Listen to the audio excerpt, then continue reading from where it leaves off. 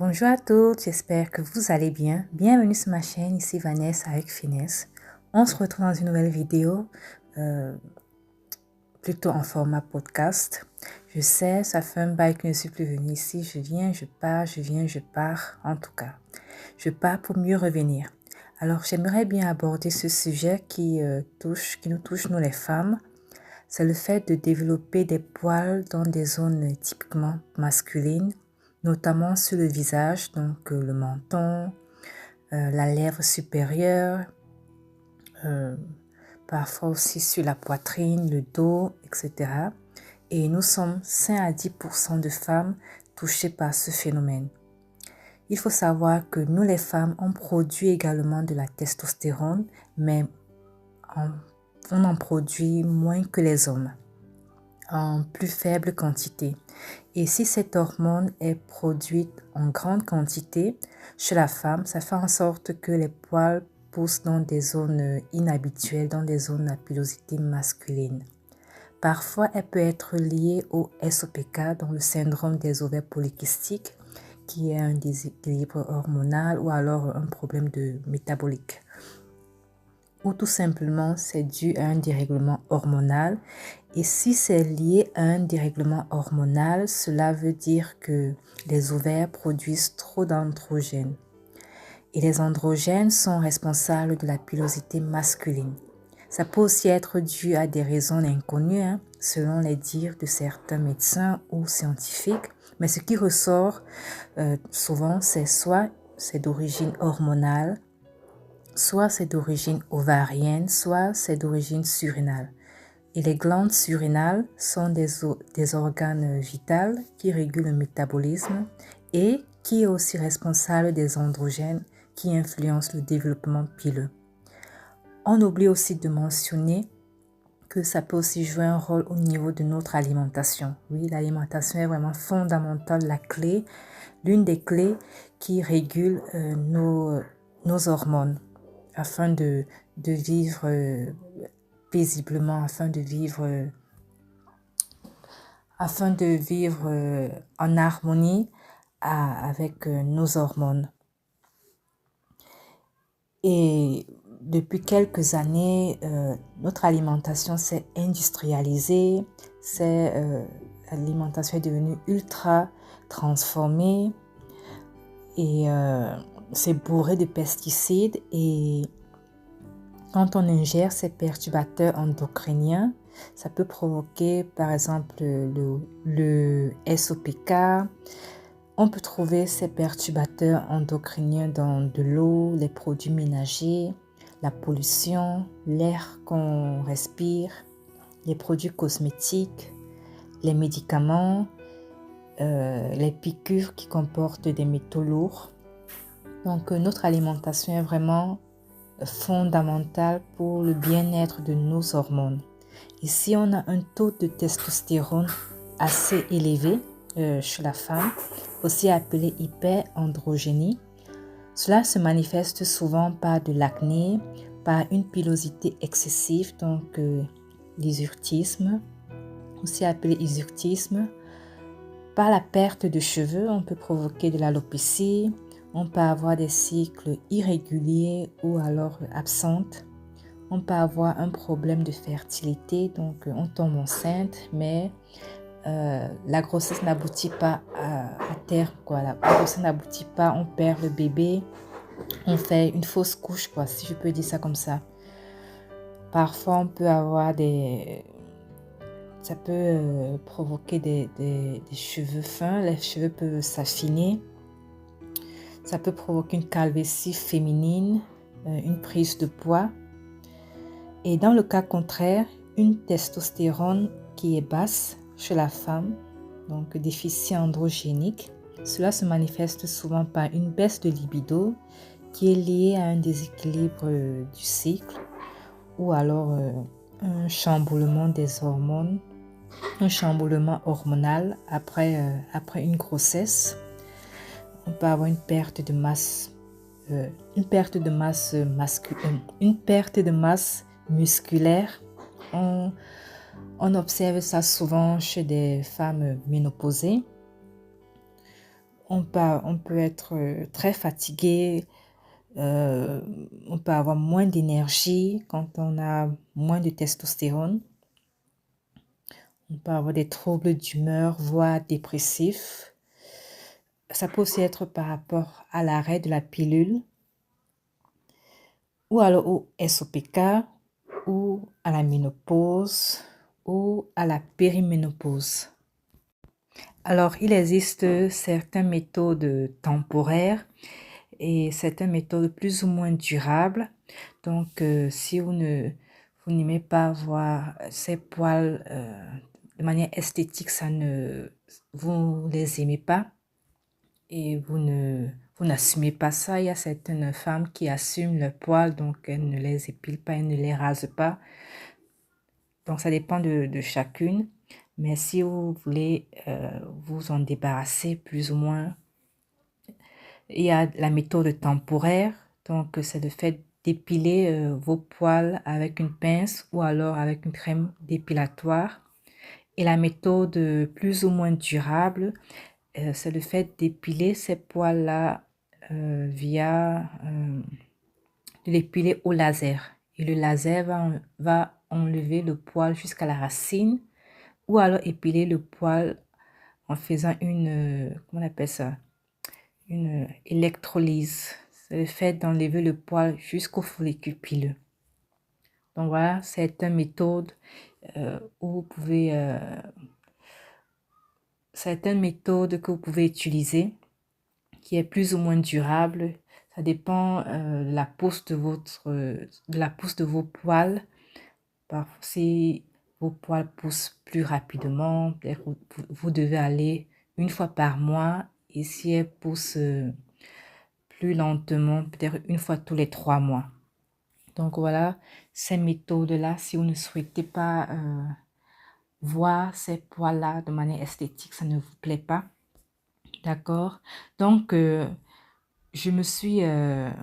pourquoi je me suis intéressée à ça? Alors, pourquoi me suis-je intéressée à ce phénomène et notamment aux hormones en profondeur? Parce que j'ai eu l'occasion de rencontrer certains désagréments lors de ma grossesse gémellaire, donc je suis quittée de 1 à 3. Et pendant ma grossesse gémellaire, j'ai vécu vraiment des choses vraiment désagréables et qui ont eu un impact sur mes hormones, qui ont eu une répercussion sur mes hormones après la grossesse. Donc, je vais vous raconter ma petite histoire. Je vais essayer de ne pas trop entrer dans les détails.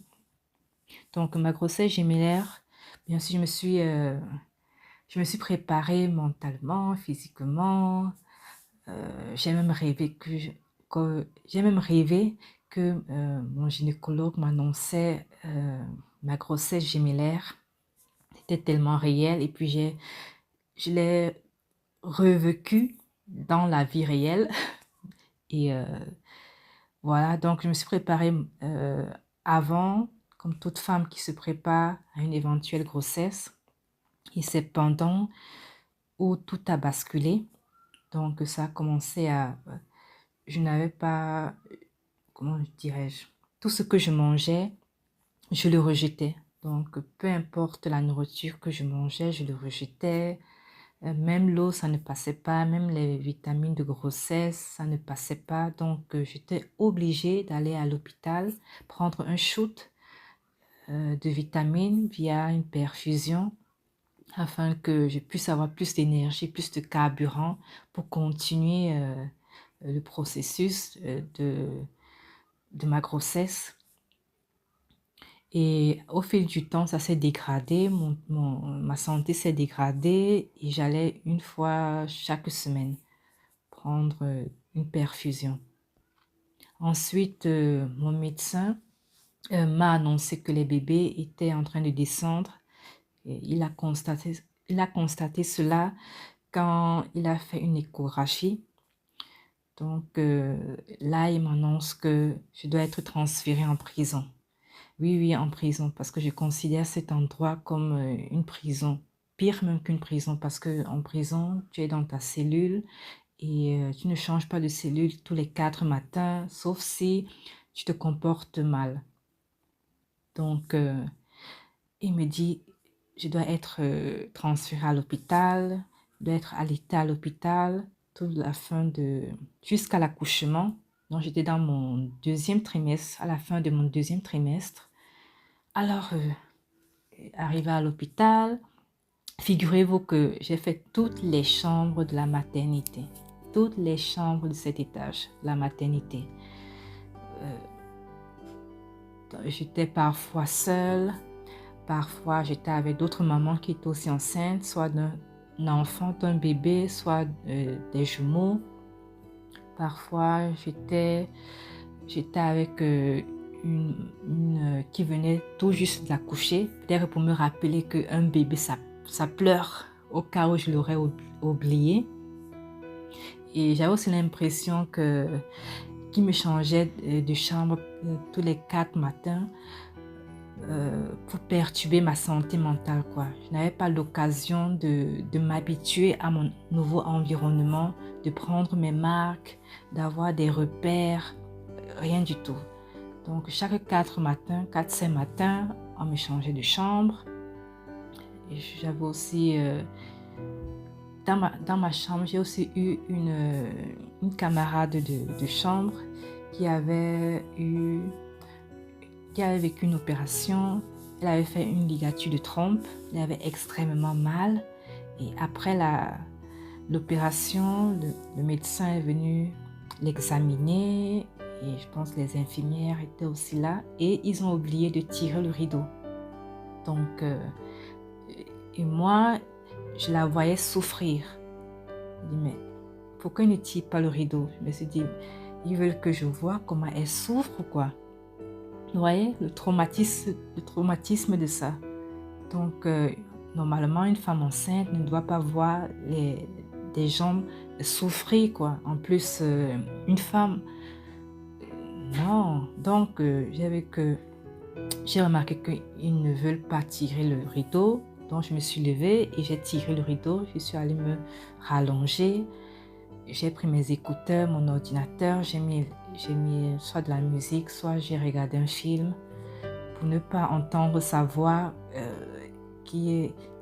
ne pas entendre sa voix, ses cris et tout, quoi. Ensuite, j'ai accouché par césarienne. J'avais tellement mal qu'on m'a donné des antidouleurs. Pour moi, c'était comme si j'étais handicapée, quoi. Parce que quand j'ai eu mon premier enfant, je l'ai eu par voie basse. Bon, j'ai eu une déchirure, mais ça ne faisait pas si mal que la césarienne, quoi. La césarienne, c'était vraiment... je me sentais comme handicapée. Et... après mon accouchement, mon médecin m'a prévenu que mes hormones allaient chuter, donc allaient descendre et puis j'allais ressentir une certaine tristesse. Donc il m'a prévenu pour ça. Donc le 3e jour, j'ai commencé à ressentir une certaine tristesse. J'étais très mal. Et après, ce jour-là aussi, je devais tirer mon lait. Et il y avait une infirmière qui venait de temps en temps me voir. Cette infirmière-là, le matin qu'elle est de service de journée, dans la journée, elle est sympathique. En tout cas, elle avait l'air sympathique. Mais le soir, elle se transforme, quoi. Elle devient méchante. Elle devient bizarre, limite méchante. Donc, quand j'ai tiré mon lait, c'était en soirée après le repas, elle est entrée dans ma chambre. J'étais en train de tirer mon lait avec une machine et avec cette machine-là, il y a une fréquence. Donc, j'ai mis la fréquence à laquelle ça me convenait. Donc, elle est entrée et elle me dit que ça va trop lentement et elle a augmenté la fréquence. Donc, je suis quittée de la fréquence boum, boum, boum, comme le cœur qui bat, à une fréquence tellement rapide, boum, boum, boum, boum, boum, boum, boum, boum. Donc, j'ai dû arracher ces outils-là, je ne sais plus comment on les appelle, ces outils de mes seins, je les ai arrachés violemment, parce qu'elle a voulu traumatiser mes seins. Je les ai arrachés violemment. Je lui ai dit, vous me faites mal, madame. Et elle me dit, ça doit aller vite. Elle ressort et je tombe en arrière parce que j'étais en position assise. Je tombe sur le dos et j'avais extrêmement mal. Je venais d'accoucher, quoi. C'était juste 3 jours. Et je réfléchis, je dis, mais qu'est-ce que je fais? Est-ce que j'appuie pour qu'on vienne m'aider à me lever? Après, je réfléchis, je me dis, non, si j'appuie, c'est la même personne qui va venir. Après, elle va venir finir son travail sur moi. Donc, je réfléchis. Qu'est-ce que je fais? Parce que mes bébés doivent manger. Il faut que je tire mon lait. Je réfléchis. Après, je regarde au chevet du lit, il y a souvent les barres en fer. Donc, je prends l'initiative de m'agripper là-dessus. J'ai serré les dents et ça m'a aidé à me soulever. Donc, j'ai pu tirer mon lait. Ensuite, elle est venue, elle a pris les biberons, elle est partie avec. Il y avait un lit libre à côté de moi. Donc, elle est encore revenue, elle a pris ce lit. Elle est sortie avec. Je me suis dit, peut-être j'aurai de la compagnie. Elle est revenue avec ce lit, sans patiente. J'ai dit, ok. Elle a commencé à faire les allers-retours et allers-retours. À la fin, je me suis dit, bon, aujourd'hui, là, je ne vais pas dormir. C'est pas possible. Donc, je me suis levée tant bien que mal. Toute la gymnastique que j'ai fait pour me lever, j'ai essayé de dresser mon lit tant bien que mal. Et puis, je suis allée m'asseoir dans les chambres d'hôpitaux. Il y a souvent une table et une chaise. Donc, je suis allée m'asseoir là pour gérer mes émotions, parce que j'étais en pleine tristesse. Et puis, j'essayais de penser à quelque chose de drôle, mais je n'arrivais pas parce que la larme coulait, quoi. Peu importe, j'essaye de rire, de regarder quelque chose de drôle, rien. La larme coulait. Et j'ai attendu là jusqu'au matin, jusqu'à qu'elle finisse son service. Elle finissait à 5 ou 6 heures, je pense 6 heures. Donc j'ai attendu qu'elle finisse son service. Ensuite, à 6 heures, je suis allée laver mon visage et tout, et brosser mes dents en attendant le petit déjeuner. Ensuite, mon gynécologue est venu avec sa troupe. Après, il me salue, dit bonjour, comment vous allez? Je n'étais pas d'humeur, je n'ai pas répondu, parce que j'étais en train de gérer mes émotions. Oui, j'étais en train de gérer mes émotions, quoi. Ensuite, il a vu que je n'ai pas répondu. Il a remarqué que je n'ai pas répondu. Ensuite, il me dit, sûrement par rapport aux hormones, par rapport aux hormones que je vous ai dit l'autre fois, les hormones vont descendre, les patati et patata. Ensuite, je l'ai regardé dans les yeux et je lui ai dit, docteur, tout ce que j'ai envie à l'heure actuelle, c'est de rentrer chez moi, retrouver mes 4 murs. Et puis, j'ai tourné la tête par la fenêtre. Après, il est là, il fait Bon, il faut d'abord on fait certaines analyses. Ensuite, on verra si vous pouvez sortir ou pas. Ensuite, on a fait les analyses et tout était bien, tout était ok. Ensuite, c'était le jour pour sortir. Le jour J de sortie de cette prison-là. Oui, parce que pour moi, c'était la prison. Et quand tu restes très longtemps à l'hôpital, le corps médical a tendance à essayer de venir expérimenter des trucs sur toi. Oui, ils te prennent pour un cobaye, quoi. On te donne des médicaments qui n'ont rien à voir avec toi, avec ta situation. Donc, j'ai dû rester concentrée, quoi. J'ai dû rester concentrée. J'ai refusé certains médicaments. Il y a certains que j'ai pris et ça m'a donné des violents maux de tête le lendemain. Là, j'ai dit non, c'est quoi ça? Ensuite, je me suis un peu renseignée sur le net et puis j'ai vu que ce médicament-là, on le donne en fait en début de grossesse, pas en fin de grossesse. Donc, je lui ai dit que ce médicament, ça me donne les maux de tête. Et lui, qu'est-ce qu'il fait? Il double la dose. Il dit, ah, ok. Donc, comme c'était juste un comprimé, prenez 2. Il dit, mais ça me donne les maux de tête. Sinon, prenez 2, on verra. Donc, il y avait des moments où je refusais de prendre ces médicaments-là. Comme on voit souvent dans les films, là. Oui, tout ce qui se passe dans les films, ce n'est pas que de la science-fiction, hein, ça se passe dans le réel. Donc, j'ai dû refuser certains médicaments pour me protéger.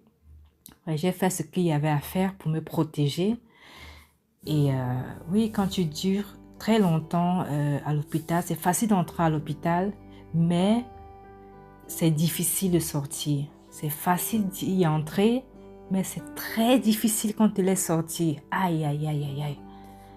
Donc, ensuite, il a dit que tout est bon, les analyses sont bonnes et tout, je peux sortir. Donc, le jour J, j'ai préparé les bagages et tout. Et une autre sage-femme est entrée dans ma chambre et elle me propose son aide, donc d'habiller mes bébés. Donc, elle prend mes bébés, elle les amène dans une autre pièce. Ensuite, elle revient avec mes bébés sans les bracelets. Vous savez, quand un bébé naît, on lui met un bracelet sur le poignet avec son nom et soit combien de centimètres il a, soit les kilos. Je ne me rappelle plus, entre les deux.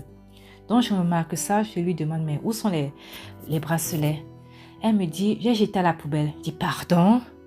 J'ai jeté à la poubelle. Mais pourquoi? Après, elle me dit, mais vous n'arrivez pas à... Qu'est-ce qu'elle m'a encore dit là? Vous ne savez pas qui est qui? Quelque chose comme ça. Je n'arrive pas à reconnaître mes bébés. Je dis que je sais très bien qui est qui. Le bracelet est fait on le garde en souvenir. On ne s'est pas fait pour le jeter. Et si j'avais envie de le jeter, c'est à moi de le faire, c'est pas à vous. Ensuite, mon mari est entré. Et il faut aussi que je vous dise, en ce moment-là, c'était la période de la C-19. C'était la période où le gouvernement obligeait les gens à se faire piquer. Donc, à la fin de ma grossesse, je n'ai pas eu la visite de mon mari parce que à l'hôpital, il disait que si la personne n'est pas piquée, il n'entre pas. Donc, mon mari m'a demandé, est-ce que je me fais piquer? Il dit que non, non, non, ne le fais pas. Par contre, sauf les enfants. Donc, ma fille venait de temps en temps me rendre visite. C'est ça qui me faisait encore un peu tenir. C'était la dernière ligne droite. Et heureusement, à l'accouchement, il a pu assister. Donc, ils ont dit, bon, il peut faire juste le test PCR, ça suffit. Donc, l'hôpital, quand tu entres à l'hôpital, c'est tellement facile, mais pour sortir, c'est difficile. Soit tu finis en hôpital psychiatrique, soit tu finis plus bas que terre. Et si tu sors vraiment de là, Dieu merci, quoi. C'est Dieu qui nous sauve quand on sort de l'hôpital, quoi. Donc, alors, il entre, pendant qu'elle me disait, oui, elle a jeté à la poubelle. Et en ce moment-là, il entrait. Et quand j'ai vu mon mari, il dit, ouf, on s'en va. Parce que si je dis encore à la dame d'aller chercher les bracelets là dans la poubelle, elle va revenir me raconter une histoire à dormir debout. Oui, j'avais tellement de scénarios dans ma tête. Une histoire à dormir debout que elle va me raconter que soit celle qui nettoie a pris la poubelle, a déjà vidé et c'est déjà dans le conteneur. Et puis, et patati et patata, et que non, elle va me perdre le temps. J'ai envie de sortir de cette prison le plus vite possible. Donc, j'ai dit, on y va, restez avec. Donc, je suis sortie, j'ai fait mon check-out. Je suis sortie dehors, j'étais contente, mais en même temps triste. J'ai un peu pleuré, j'ai encore pleuré dans la voiture. Et puis, plus on s'approchait de la maison, je me suis un peu contrôlée, quoi, parce que il y avait on avait de la visite et puis ma fille était aussi là. Donc, j'ai essayé de me retenir, de ne pas pleurer devant eux. Voilà, et ouais. Donc, ça a vraiment eu des répercussions sur, sur mon moral, sur ma santé, sur mes hormones. Et j'avais oublié de contacter une sage-femme. Et là, quelques heures plus tard, quand je suis rentrée à la maison, mon téléphone sonne et je vois l'hôpital. Je dis, mais qu'est-ce qu'ils me veulent encore? Qu'est-ce que j'ai oublié? Ensuite, il me dit, oui, madame, vous avez oublié de confirmer, quelle sage-femme vous souhaitez avoir. Donc, on s'est occupé de ça et on va vous envoyer une sage-femme dès demain. Donc, vous sortez aujourd'hui et le lendemain, la sage-femme vient. Je dis, mais je viens de sortir. Je pensais qu'on allait me laisser un peu quelques jours pour respirer, quoi. Non, non, non. L'hôpital était au taquet avec moi. Comme on dit souvent, il faut battre le fer tant qu'il est chaud. Elle dit, ok. La sage-femme arrive. Elle me bombarde de questions. C'est comme si on vous mettait dans une pièce. En tant que suspect, on allume la lumière et on vous bombarde de questions. Oui, c'était comme ça. Je l'ai vécu comme ça. Elle me bombarde de questions. Alors, comment vous avez passé comment ça s'est passé à l'hôpital? Qu'est-ce que vous avez fait tenir? Et tout. Bon, j'ai juste dit que ce qui m'a fait tenir, c'est ma croyance en Dieu. J'ai tout remis dans les mains de Dieu et j'ai fait confiance à la vie. Puis j'ai aussi raconté un peu ce qui s'est passé à l'hôpital et tout, quelques détails. Ensuite, elle s'occupait de moi, de ma rééducation et comment je devais allaiter mes bébés en même temps. Oui, parce qu'elle m'a dit c'est mieux d'allaiter en même temps que de faire des pauses, de passer d'un bébé à l'autre. Voilà, donc c'est mieux d'allaiter en même temps. Donc un bébé à gauche, un bébé à droite. Voilà.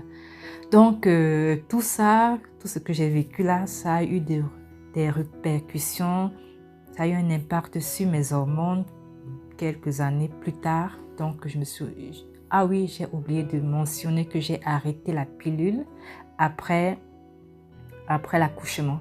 Parce que je prenais la pilule avant, après j'ai arrêté pour pour tomber enceinte. Et après l'accouchement, j'ai arrêté la pilule. Donc après ça, il y a eu un impact sur mes hormones et j'ai commencé 1 an ou 2 ans plus tard, j'ai commencé à avoir des taches sur mon visage, un dérèglement de mon cycle. Et puis, j'ai eu même un retard de cycle. Et j'ai commencé à avoir des poils au niveau de mon menton. Donc, j'ai consulté mon gynécologue. Et ensuite, il m'a fait une échographie. J'ai fait un test de grossesse qui était négatif.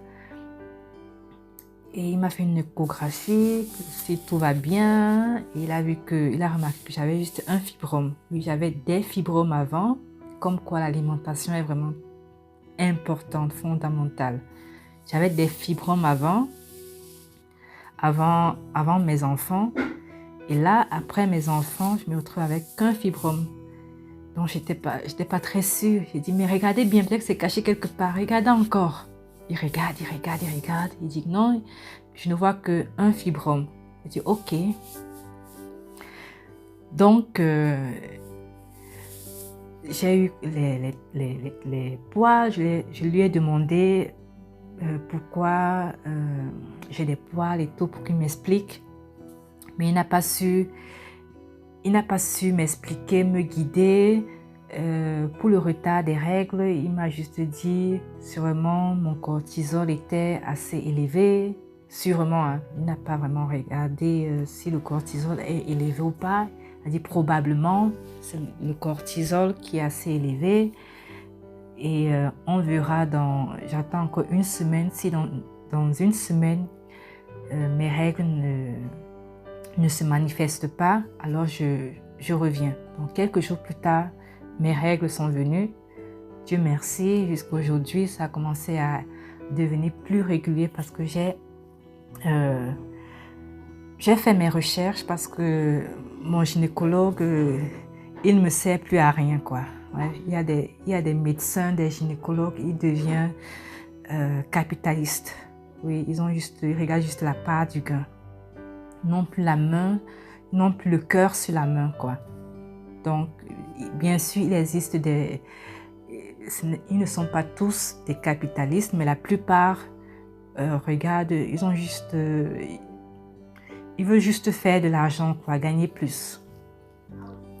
Donc, moi, j'ai fait mes propres recherches et pour réguler mes hormones, et j'ai créé une page d'ailleurs sur Instagram, mais elle est privée, c'est pour moi, c'est pour avoir une vision d'ensemble, quoi. Au cas où je traverse encore ces moments-là, je vais venir voir. Je vais venir voir le processus que j'ai fait pour m'en débarrasser. Et voilà, donc si ça intéresse certaines personnes, vous pouvez m'écrire par message privé sur mon Instagram, je crois Finesse Lady, et vous me racontez votre histoire et je vais analyser si je vous partage cette page ou pas. Cette page, c'est privé pour moi, c'est juste une information parmi tant d'autres. C'est juste une page pour moi privée où je poste ce que je vis, ce que j'apprends, comment je régule mes hormones et quelles plantes j'utilise, etc. Je vais vous partager ici les plantes que j'utilise pour réguler mes hormones masculines. Et mais je ne vais pas citer de marque, je ne fais pas de pub. Je poste juste sur ma page Instagram. Elle est privée. Et je poste juste là-bas pour avoir une vision d'ensemble, quoi. Pour que je n'oublie pas le processus que j'ai fait pour me débarrasser de ça ou pour réguler mes hormones. Voilà. Donc, sur ce, je pense que j'ai tout dit. Oui, je pense que j'ai tout dit et vraiment l'alimentation est vraiment la clé pour réguler vos hormones et la vie a le droit d'être... la vie mérite d'être vécue, quoi, oui. Donc, j'apprends à écouter mon corps, à manger ce qui est bon pour mes hormones afin que mes hormones fonctionnent toujours en harmonie avec moi, afin que je puisse vivre sans désagréments, sans maux. Voilà, je sais qu'on va tous vieillir et puis je n'ai plus 20 ans, je n'ai plus 30 ans. Donc voilà, donc sur ce, prenez soin de vous et à bientôt. Bye!